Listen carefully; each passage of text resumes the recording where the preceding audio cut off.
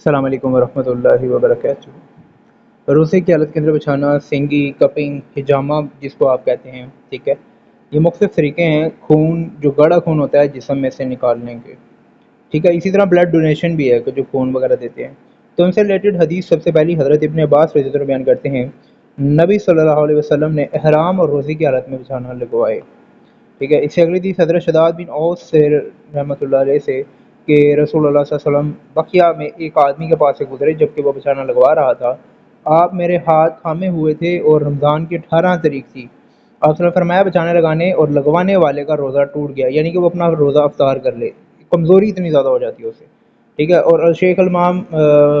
نے جن بعض حضرات نے روزے کی حالت میں بچانا لگوانے کی اجازت دی ہے، انہوں نے یہ طویل کی ہے کہ بچانا لگوانے والا ایک کمزوری کی وجہ سے افطار کے قریب پہنچ جاتا ہے، جبکہ بچانا لگانے والا اسے چوسنے کی وجہ سے پیٹ میں کوئی چیز پہنچنے سے بچ نہیں سکتا، یعنی کہ روزہ پھر ٹوٹ جاتا ہے کیونکہ اتنی کمزوری ہو جاتی ہے بلڈ نکلنے سے کہ انسان کو پھر اس ٹائم افطار کرنا پڑتا ہے۔ اس سے گناہ تو نہیں ہوگا لیکن روزے کی اس کو قضا دینی ہوگی، ٹھیک ہے۔ یہی سیم حدیث جو ہے سیدنا موکل بن سنان سے مسند احمد میں بھی ہے، ٹھیک ہے۔ اس سے اگلی حدیث رافع بن خدیج رضی اللہ عنہ سے روایت کہ نبی صلی اللہ علیہ وسلم نے فرمایا، سینگی بچانا لگانے اور لگوانے والے دونوں کا روزہ نہیں رہا، ٹھیک ہے۔ اور مسند احمد میں ہے کہ افطار کر دیا گیا، ورڈ سیم تھوڑا سا چینج ہے، ٹھیک ہے۔ اس سے اگلی حدیث حضرت ثابت بنانی رضی اللہ عنہ رحمۃ اللہ علیہ سے بیان کرتے ہیں کہ انس بن مالک سے رضی اللہ عنہ سے دریافت کیا گیا، تم رسول اللہ صلی اللہ علیہ وسلم کے دور میں روزے دار کے بچانے لگانے کو ناپسند کیا کرتے تھے؟ تو انہوں نے فرمایا نہیں، صرف کمزوری کے پیش نظر۔ اب اس سے پتہ لگا صرف کمزوری کے پیش نظر وہ ایسا نہیں کرتے تھے۔ اس سے اگلی حدیث حضرت امام بخاری رحمۃ اللہ علیہ سے معلق روایت ہے کہ انہوں نے کہا ابن عمر رضی اللہ عنہ روزے کی حالت میں بچانا لگوایا کرتے تھے، پھر اسے ترک کر دیا، پھر آپ رات کے وقت بچانا لگواتے تھے، یعنی کہ افطاری کے بعد، ٹھیک ہے۔ اس سے اگلی حدیث نافع رحمۃ اللہ علیہ سے کہ حضرت عبداللہ بن عمر رضی اللہ عنہ روزے کی حالت میں بچانے لگوایا کرتے تھے۔ نافع رحمۃ اللہ نے کہا کہ پھر انہوں نے ایسا کرنا چھوڑ دیا، اور جب وہ روزہ رکھتے تو جب تک افطاری نہ کر لیتے بچانا نہیں لگواتے، ٹھیک ہے۔ یہ اوپر والی حدیث سے سیم ریلیٹڈ ہے لیکن اس میں افطاری کا ورڈ بھی ایڈ ہے، ٹھیک ہے۔ اس سے اگلی حدیث بھی حشام بن عروہ رحمۃ اللہ اپنے باپ عروہ رحمۃ اللہ علیہ سے بیان کرتے ہیں کہ روزے کی حالت میں بچانا لگوایا لیا کرتے، پھر وہ اس وجہ سے روزہ توڑتے بھی نہیں تھے کیونکہ اس عمل سے روزہ ٹوٹتا ہی نہیں۔ حشام رحمۃ اللہ علیہ کہتے ہیں کہ میں نے ان کو کبھی نہیں دیکھا کہ انہوں نے بچانا لگوائے ہوں مگر اس حال میں کہ وہ روزہ رکھے ہوئے ہوتے، یعنی کہ بغیر روزے کے بچانا لگواتے ہی نہیں تھے،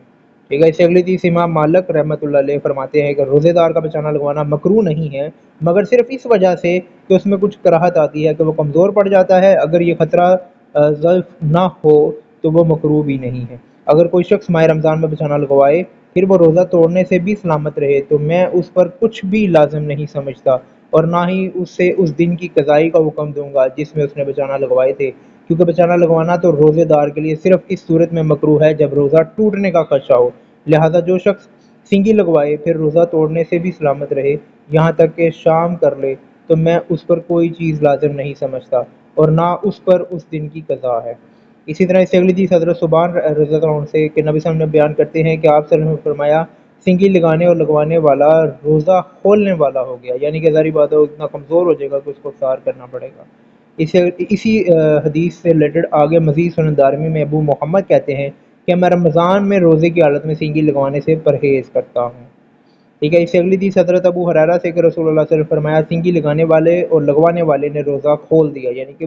روزہ ٹوٹ جائے گا، افطار کر لے گا، وہ کیوں کر لے گا؟ کمزوری کی وجہ سے، ٹھیک ہے۔ اس سے اگلی حدیث بھی ایک صحابی رسول اللہ صلی اللہ علیہ وسلم رضی اللہ عنہ بیان کرتے ہیں کہ نبی صلی اللہ علیہ وسلم نے صحابہ پر شفقت کرتے ہوئے انہیں روزے میں وصال کرنے اور روزے دار کو سینگی لگوانے سے منع فرمایا، لیکن آپ صلی اللہ علیہ وسلم نے ان کاموں کو حرام نہیں کیا۔ ایک روایت کے الفاظ میں ہے کہ آپ صلی اللہ علیہ وسلم نے ان دونوں کاموں کو اپنے کسی صحابی پر حرام نہیں فرمایا،